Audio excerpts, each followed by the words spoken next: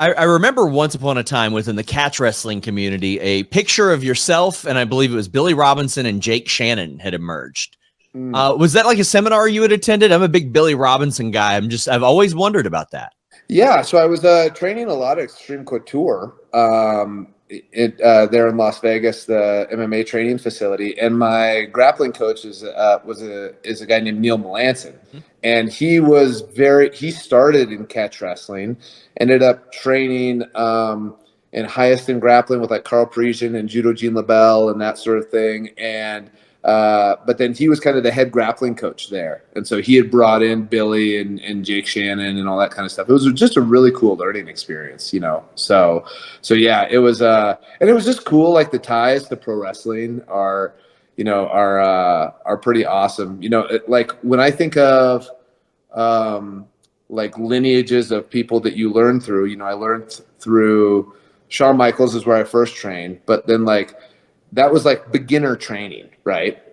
Then I started training with William Regal, and you know, you think of his training with like all the people in the UK and in Blackpool and all that kind of stuff, and the people he's learned from, and then that kind of lineage.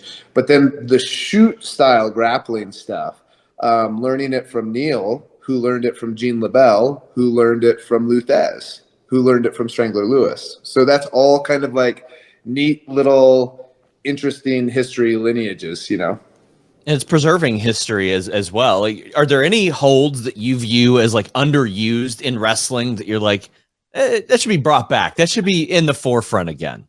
Every hold, really. But I agree. You know, like a lot of holds have gone, you know, because of the action-oriented nature of professional wrestling in modern times. We don't put a lot of emphasis on holds, right? So one of the things that, you know, I was really interested. I was talking to Mike Rotunda about this because he was a great amateur wrestler, but also knew some of like the really like mean amateur wrestling stuff. I was like, okay, why was the full Nelson banned from amateur and collegiate wrestling? Like, how would you use it to, and I know why, it's because it's dangerous, but how would you use this to pin somebody?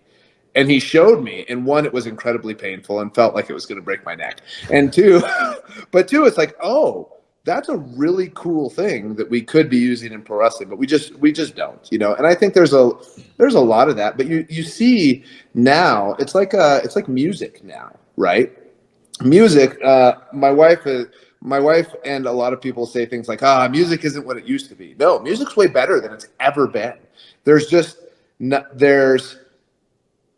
great people doing all these different styles, right? So if you look at Zack Sabre Jr.